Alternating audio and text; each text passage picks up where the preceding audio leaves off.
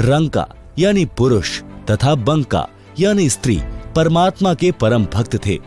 तत्व ज्ञान को ठीक से समझा था, उसी आधार से अपना जीवन यापन कर रहे थे।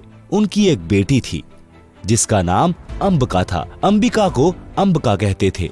एक दिन नामदेव भक्त ने अपने गुरुजी से कहा कि गुरुदेव, आपके भक्त रंका व बंका बहुत निर्धन हैं।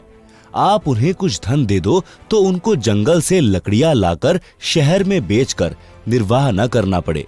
दोनों जंगल में जाते हैं, लकड़ियां चुग कर लाते हैं। भोजन का काम कठिनता से चलता है। गुरुदेव बोले, भाई, मैंने कई बार धन देने की कोशिश की है, परंतु ये सब दान कर देते हैं।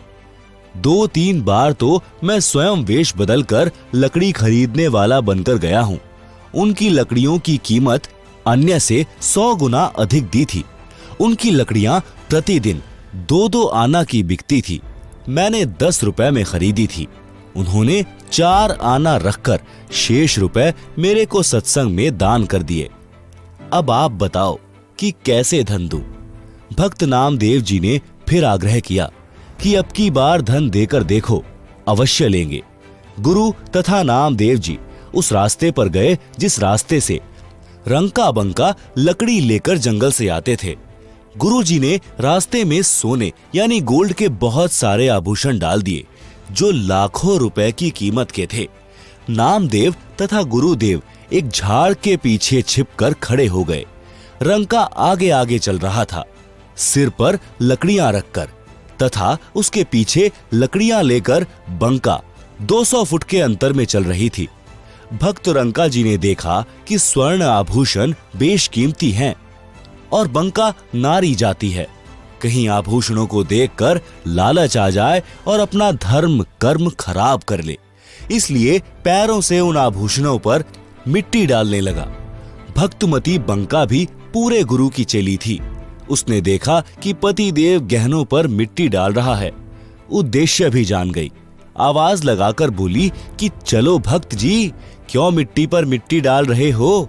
बंका जी समझ गए कि इरादे की पक्की है, कच्ची नहीं है। दोनों उस लाखों के धन का उल्लंघन करके नगर को चले गए। गुरु जी ने कहा कि देख लिया भक्त नामदेव जी, भक्त हो तो ऐसे। एक दिन शाम 4 बजे गुरुजी सत्संग कर रहे थे। सत्संग स्थल रंका जी की झोपड़ी से 4 एकड़ की दूरी पर था। रंका तथा बंका दोनों सत्संग सुनने गए हुए थे। उनकी बेटी अंबिका आयु 19 वर्ष झोपड़ी के बाहर चारपाई पर बैठी थी। झोपड़ी में आग लग गई, सब सामान जल गया। अंबिका दौड़ी दौड़ी आई और देखा कि सत्संग चल रहा था। गुरुजी सत्संग सुना रहे थे। श्रोता विशेष ध्यान से सत्संग सुनने में मग्न थे। शांति छाई थी। अंबिका ने जोर जोर से कहा कि माता जी, झोपड़ी में आग लग गई, सब सामान जल गया। माता बंकी उठी और बेटी को एक ओर ले गई और पूछा कि क्या बचा है। बेटी अंबिका ने बताया कि एक चारपाई बाहर थी, वही बची है। भक्त रंका भी उठकर आ गया था। दोनों ने कहा कि बेटी, उस चारपाई को भी आग के हवाले करके आ जा, सत्संग सुन ले। झोपड़ी नहीं होती तो आग नहीं लगती, आग नहीं लगती तो सत्संग के वचनों का आनंद भंग नहीं होता। अंबिका गई और चारपाई को झोपड़ी वाली आग में डालकर सत्संग सुनने आ गई। सत्संग के पश्चात घर गए। उस समय का खाना सत्संग में लंगर में खा लिया था। रात्रि में जली झोपड़ी के पास एक पेड़ के नीचे बिना बिछाए सो गए।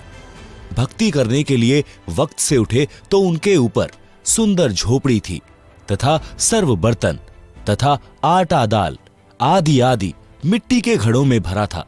उसी समय आकाशवाणी हुई कि भक्त परिवार, यह परमात्मा की मेहर है, आप इस झोपड़ी में रहो, यह आज्ञा है गुरुदेव की। तीनों प्राणियों ने कहा कि जो आज्ञा गुरुदेव। सूर्योदय हुआ तो नगर के व्यक्ति देखकर आश्चर्यचकित रह गए कि जो झोपड़ी दूसरे वृक्ष के साथ डली थी उस पुरानी की राख पड़ी थी। नई झोपड़ी 1 सप्ताह से पहले बन नहीं सकती थी। सबने कहा कि यह तो इनके गुरुजी का चमत्कार है। नगर के लोग देखें और गुरुजी से दीक्षा लेने का संकल्प करने लगे। हजारों नगर वासियों ने दीक्षा ली। यह सब लीला परमेश्वर कबीर जी ने काशी शहर में प्रकट होने से लगभग 200 वर्ष पूर्व की थी।